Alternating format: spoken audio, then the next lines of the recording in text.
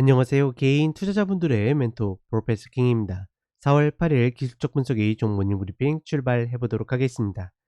자, 일단 이제 토요일 기관차 같이 참고해 주시면 2차전지 외에 여러 가지 지수나 뭐 이런 흐름들을 체크 드렸으니까 확인하시면 되겠고, 이번 주 기관차도 2차전지 종목들, 그러니까 챙기지 못한 종목들 다시 한번 체크를 해 보도록 하겠습니다.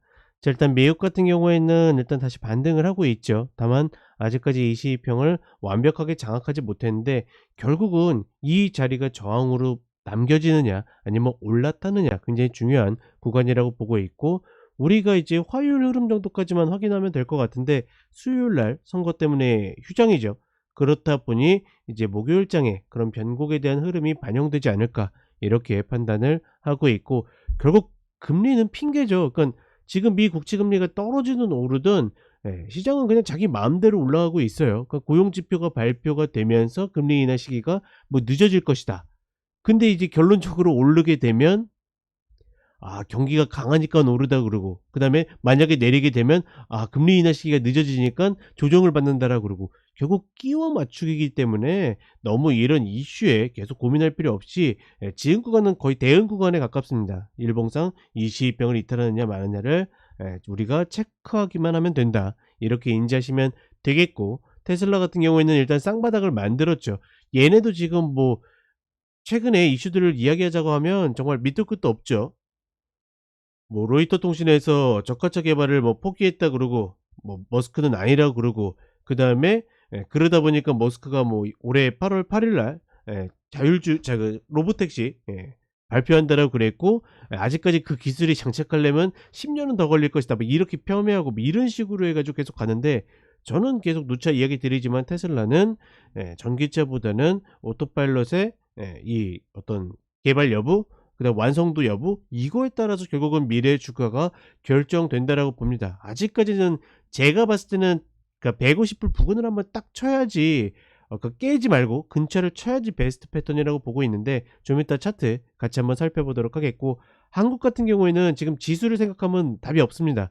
너무 어려워요. 더군다나 종목하고 지수랑 합이 맞지 않는 상태를 계속 유지하고 있기 때문에 지수가 오르는데 내 종목은 왜 그러지? 지수가 내리는데 반대로 움직이지도 않네, 뭐 이런 식으로 계속 헷갈릴 수 있기 때문에 누차 강조하지만 종목만 보는 겁니다. 지금은 내가 노리는 종목 자리에 오면 하고, 근데 컷당하면 에이 운이 없네 그러고 나왔다가 다음 자리 기다리고, 이런 방식으로 쉽게 가야지, 자꾸 지수를 해석해 가지고 시장이 어떻게 갈 것이다 라고 생각하다 보면, 만약에 지금 자리에서 꺾이잖아요.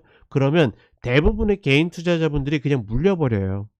그런 일이 없도록 반드시 하시고, 그다음에 계속 이야기 드렸던 것처럼 현금 일부 확보하고서 끌고 가시는 것이 좀 더 유리하다, 이렇게 판단을 해 보겠습니다. 자, 그럼 간단하게 차트 보도록 하겠습니다.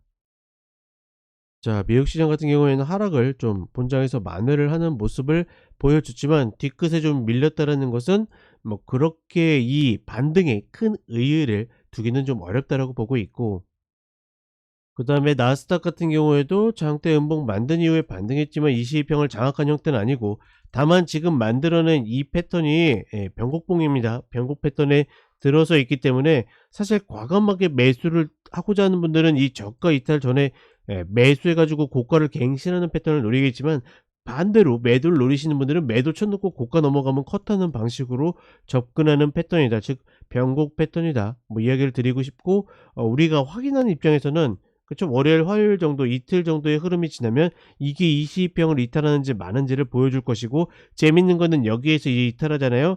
이시입병이 꺾여 내려갈 가능성이 있다, 이렇게 판단하시면 되겠고, S&P 500이 조금 더 강한 모습이지만 역시나 유사한 패턴이다. 그리고 테슬라 같은 경우에는 쌍바닥을 재밌게 만들었고, 재밌는 거는 그 머스크 인터뷰 이후에 시간 외에서 3% 이상 좀 올라가는 모습을 보여줬는데, 지금 보시게 되면 개인적으로는 가장 바라는 패턴은 이렇게 150%를 치지 않고 그 위에서 꺾여서 이렇게 올라가는 패턴이거든요.